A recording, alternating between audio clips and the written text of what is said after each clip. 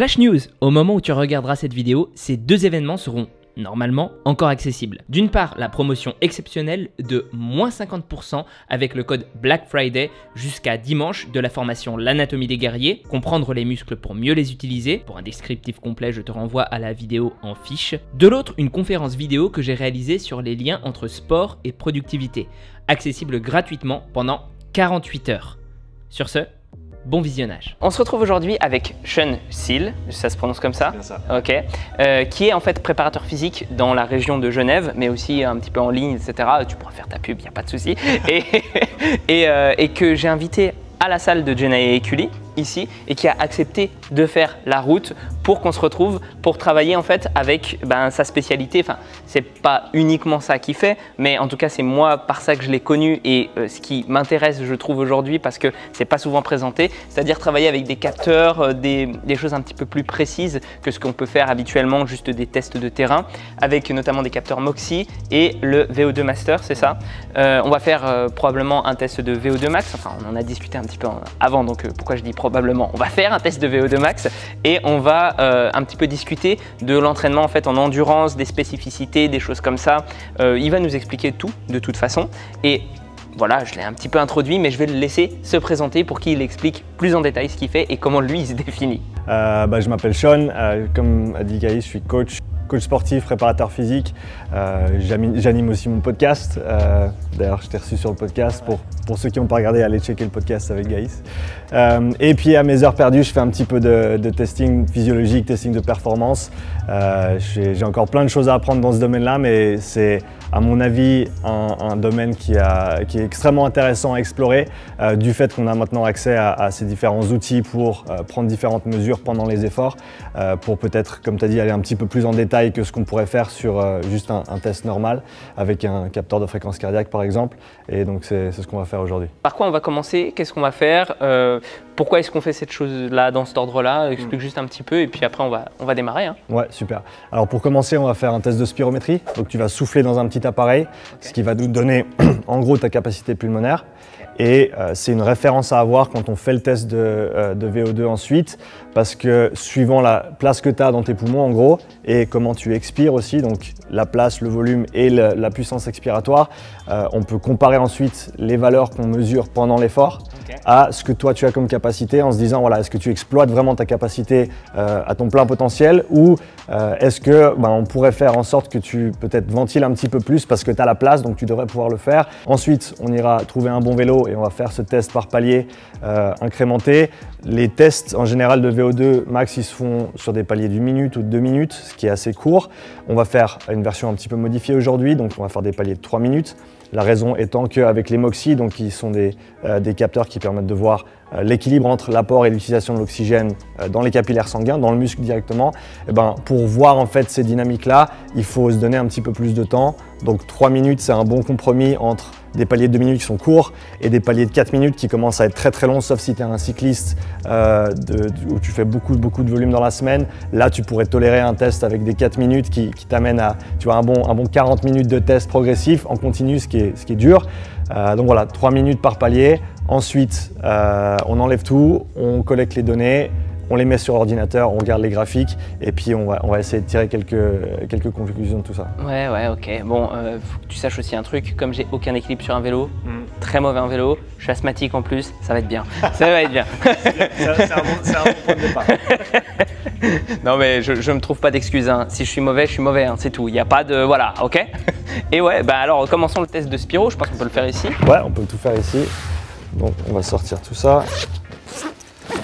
Il faut que tu télécharges l'application qui s'appelle Mir Spirobank sur ton téléphone. Et donc en gros, c'est un petit appareil, tu as une petite hélice à l'intérieur et quand tu souffles, ça va mesurer ton débit d'air et aussi le volume que tu arrives à expirer. Okay. Et donc on va avoir deux mesures directes qui nous sont importantes. C'est ton FVC qui est ta Forced Vital Capacity, qui est la capacité pulmonaire. En gros, c'est un bon proxy pour la place que tu as dans les poumons.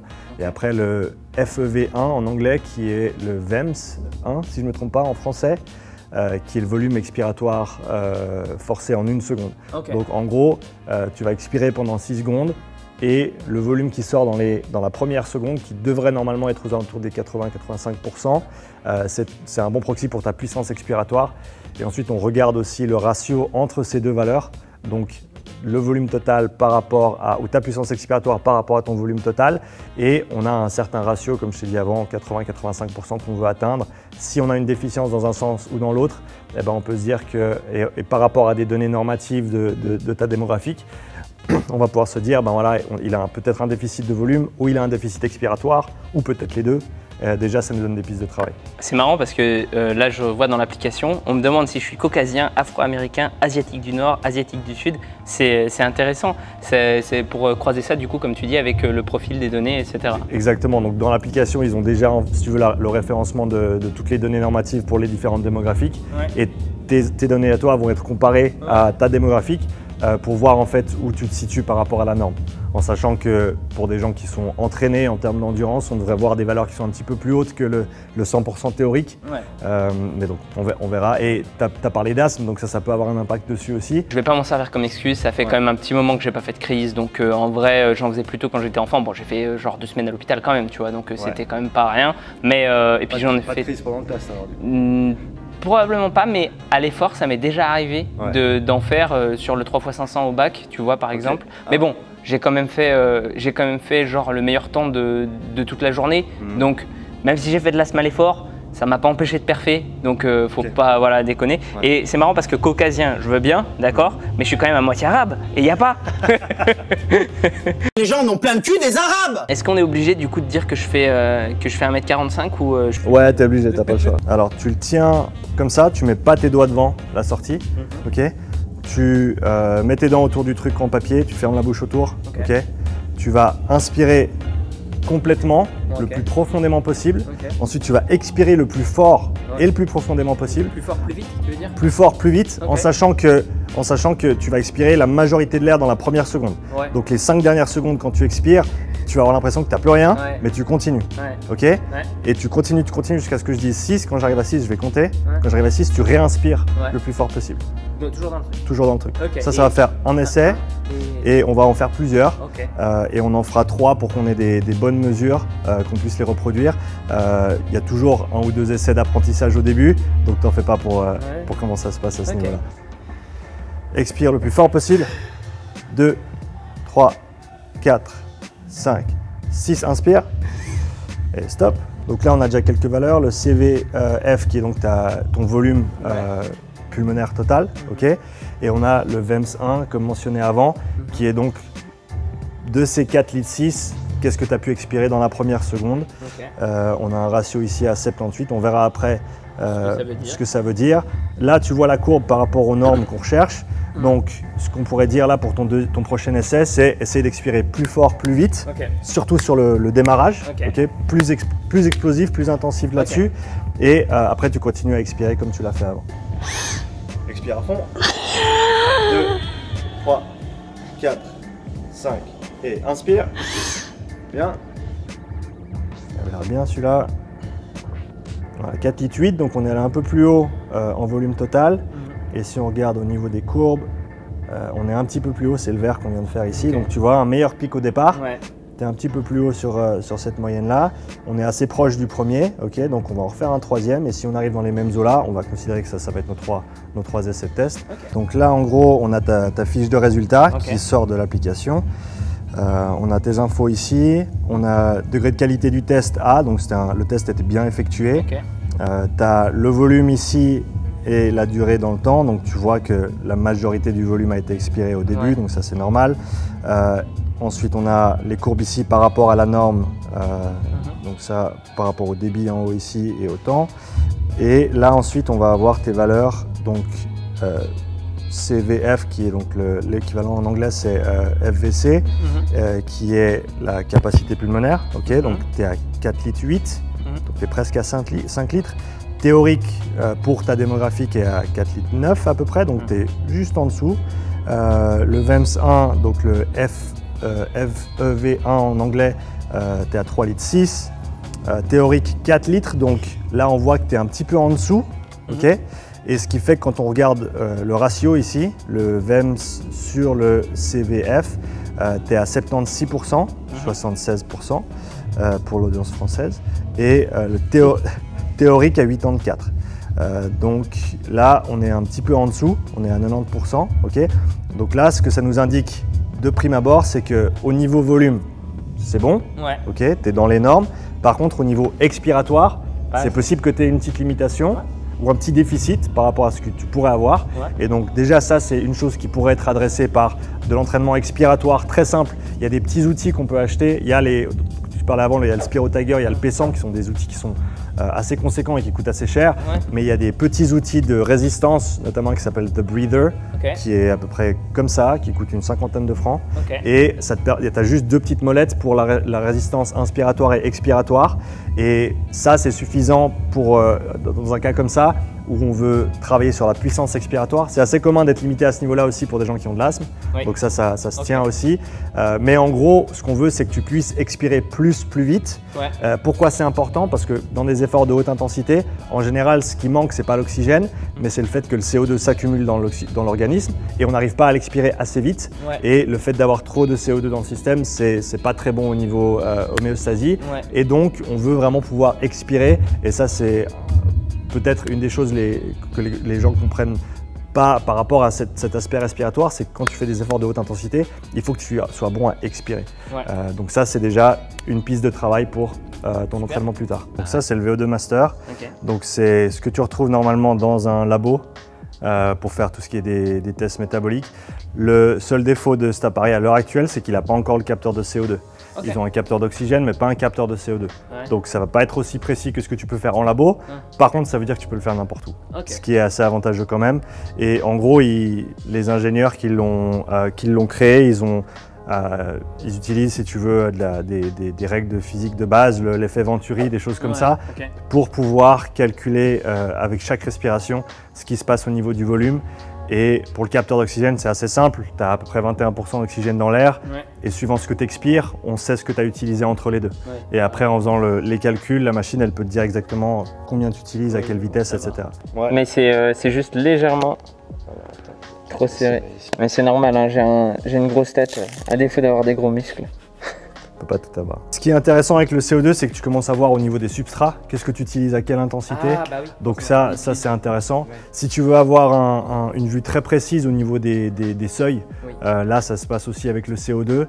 Ce qui est intéressant ici avec le VO2 Master et les Moxy ensemble, c'est que ces dynamiques en fait elles vont changer. Le seuil il va être au même endroit au niveau respiratoire et au niveau musculaire. Après on peut aller dans des nuances en se disant qu'est-ce qui est parti en premier? Est-ce que c'est la respiration qui est parti dans tous les sens et après les muscles qui ont suivi, ou est-ce que c'est les muscles qui ont déraillé en premier et puis après c'est la respiration? Donc là je pense qu'il y a des notions à explorer en termes de ce dont Evan parle au niveau des facteurs limitants. Mais de manière générale je pense le CO2 c'est toujours un bon truc à avoir si tu veux un test qui est bien complet. Mais donc pour l'instant malheureusement il n'existe pas sur cet appareil, donc il faut aller au labo pour l'instant. C'est la première fois que j'ai l'impression d'être un athlète de haut niveau. Et donc là, ce qui est cool, c'est que tu peux mettre sur quelle partie du corps tu l'as mis. Donc là, right VL. On en parle là comme ça, on rigole et tout, mais c'est vrai que le métier de préparateur physique, c'est beaucoup d'investissement, beaucoup de dépenses pour réussir à être comment dire, performant, pour avoir des outils qui soient intéressants. J'ai regardé les plateformes de force, c'est pareil, c'est pas donné du tout.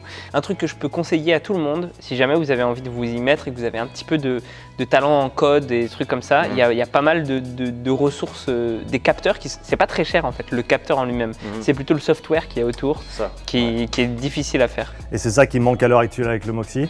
Ils sont en train de créer le software, mais si tu veux, le hardware il existe depuis plusieurs années et c'est vraiment top comme outil. C'est super. Moi j'ai eu aucun souci jusqu'à maintenant, je l'ai utilisé dans l'eau, je l'ai utilisé partout.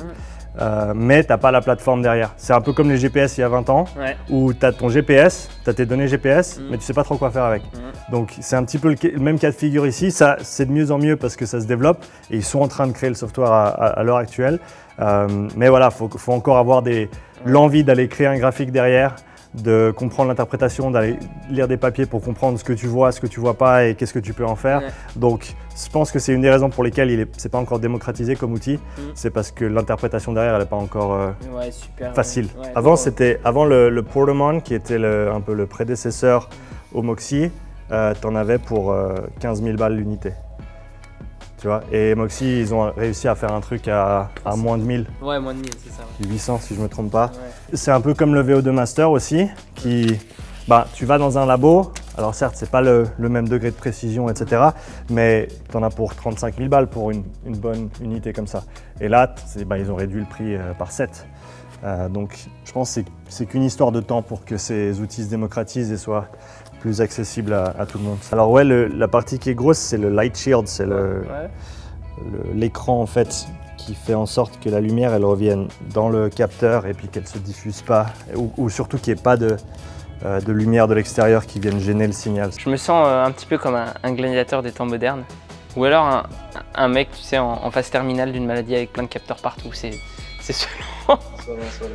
Cette vidéo est la première partie d'une quadrilogie. Je l'ai volontairement divisée parce que vous infligez 2 vidéos d'1 heure. Bon, on va pas se mentir, on sait que sur YouTube, ça donne jamais rien de très bon. Le truc, c'est que normalement, je ne sors qu'une seule vidéo par semaine. Mais là, j'ai genre beaucoup de vidéos tournées en avance à rattraper en termes de montage. Et on n'est pas à l'abri non plus que je réagisse à l'actualité. Ah oui, j'avoue, on essaye de surfer sur le buzz. Donc je vais juste les sortir au rythme auquel je les produis. Ce sera plus que d'habitude, mais aussi plus irrégulier. Pour ne pas les louper, je ne vois que 2 solutions. Soit vous venez checker la chaîne et mon Insta tous les jours, ce qui n'est pas une mauvaise solution en soi, parce que j'essaye de publier des trucs relativement intéressants dessus, mais clairement, c'est quand même pas l'assurance d'avoir la notif dès que ça sort. Donc vous pouvez aussi vous abonner et activer la cloche. Là, au moins, vous maximisez les chances. D'ailleurs, on a récemment passé le cap des 30 000 abonnés, et déjà un immense merci. C'est grâce à votre soutien si tout ça peut continuer. Et j'espère qu'un jour, on arrivera à mettre la science et l'esprit critique